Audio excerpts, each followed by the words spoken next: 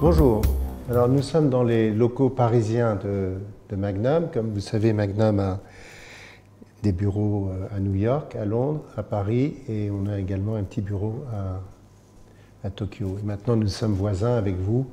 La couverture du livre Contact, ce qu'on appelle un tirage limité, qui est un Contact agrandi, d'images de mai 68. Et cette photo, actuellement, elle est exposée à ICP à New York, au Centre international de photographie à New York. Un panneau qui est grand comme ce mur, c'est-à-dire de 2 mètres sur 5. Surtout quand on a agrandi une planche de contact comme ça, je veux dire. Et ensuite, il faut que chaque image soit lisible. Donc ça nécessite des appareils, des optiques. C'est ce que vous avez en haut d'ailleurs. Moi je parle que du bureau de Paris. Les archives, je pense qu'on en a plus de 300 000 tirages.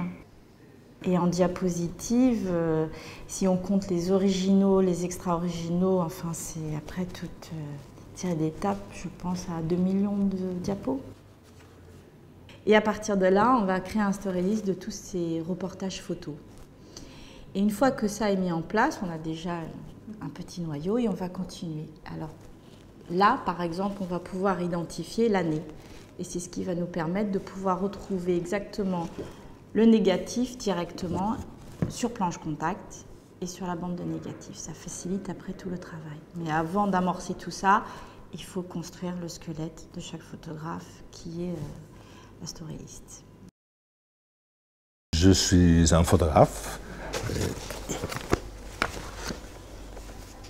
américain.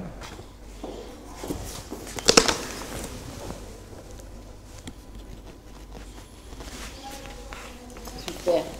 À des moments différents, j'étais vice-président pour l'Europe. J'étais président de Magnum à un certain moment. Et maintenant, je suis redevenu vice-président pour l'Europe. Magnum a été créé en 1947 par des photographes que je pense étaient plutôt des bons photographes, qui allaient déjà un peu dans des sens différents. Il y avait Cartier-Bresson qui allait un peu dans mon sens, et puis il y en avait d'autres qui étaient plus collés à l'actualité. Il nous reste tout cet héritage de tirage qu'on cherche à préserver, à exploiter, mettre à l'abri, etc. Et on ne va pas le laisser dans des boîtes.